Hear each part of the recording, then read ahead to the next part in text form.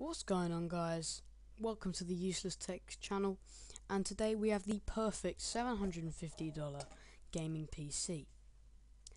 Now, this has a mixture of a good case, a great graphics card, do ultra gaming at 1080p no problem. You play all your favourite games, Minecraft, Advanced Warfare, whatever you want, and it has great features, and you can just upgrade it at any time. So for the motherboard, the blood of the system, we have the MSI Z97 PC Mate. So this has Crossfire. For this particular build, we'll be going with an Nvidia card, but you can always upgrade it later on. It has a great price, and it's hard to beat. So that's the motherboard we'll be using. You can use a different motherboard if you want to in the same price range. This is around $90, $100. This should be fine. Now for the RAM, I have gone with the Crucial Ballistic Sport 8GB kit. Now this is a great price point at $57, and you cannot beat this RAM set for the price. It'll be great performance, low profile, and it has 4.5-star reviews on Amazon, and you will not be disappointed with this memory. So what some will say, the heart and soul of a PC, the power supply, is what's powering everything. You really don't want to skimp out on your power supply. You want to have a good power supply, like this EVGA 500 watt 80+ certified. This is a great power supply. It's reliable, it won't break down on you, and if you do, you've still got a 3-year warranty with EVGA.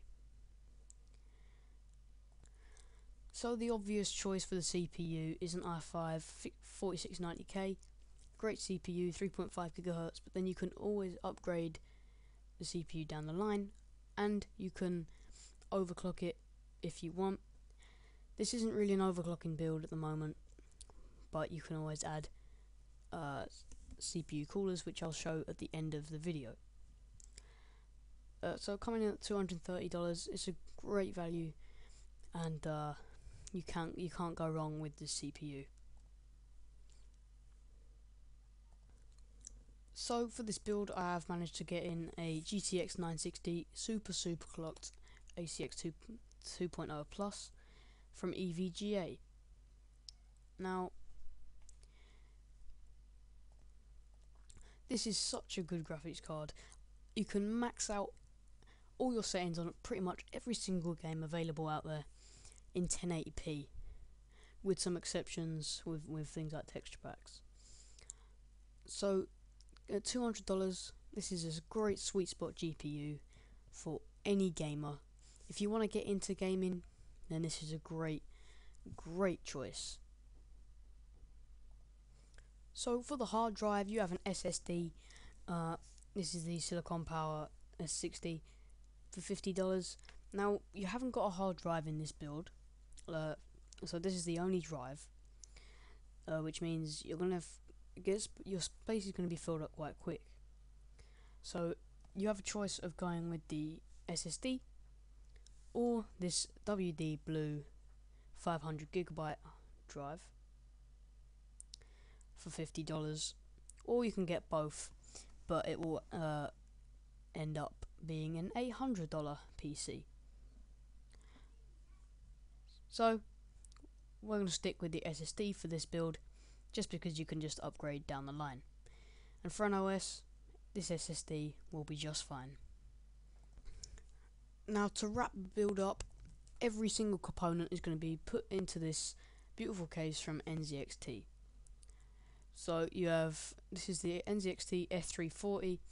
I like this variant especially because of the red trim, the red LED, things like that. And you can color coordinate. You can get a blue one if you want,